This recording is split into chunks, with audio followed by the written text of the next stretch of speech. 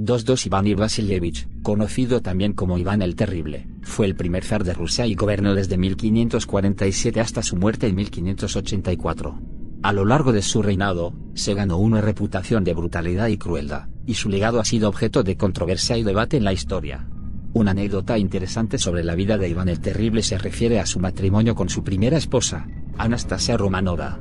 Se dice que Iván estaba profundamente enamorado de Anastasia y que su muerte repentina en 1560 lo afectó profundamente. Después de su muerte, Iván construyó una iglesia en su honor, conocida como la Catedral de la Intercesión en la ciudad de Moscú. Sin embargo, la historia también cuenta que Iván era conocido por su ira desenfrenada y su tendencia a la violencia.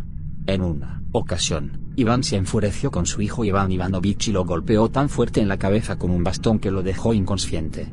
Se dice que el zar lamentó su acción después y se arrepintió amargamente de haber lastimado a su propio hijo.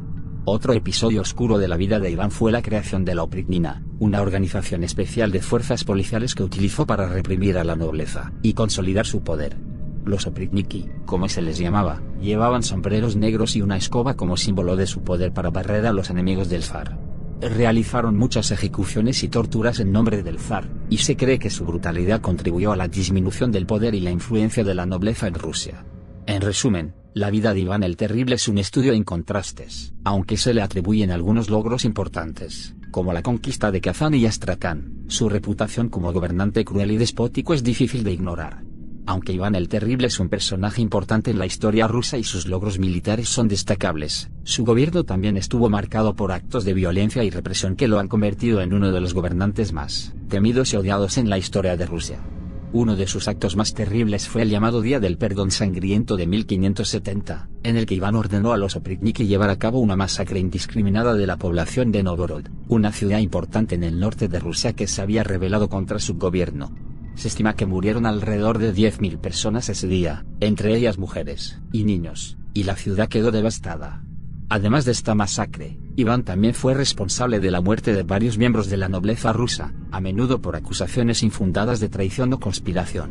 Se dice que Iván era especialmente cruel con aquellos que consideraba traidores, y a menudo los sometía a torturas antes de ordenar su ejecución.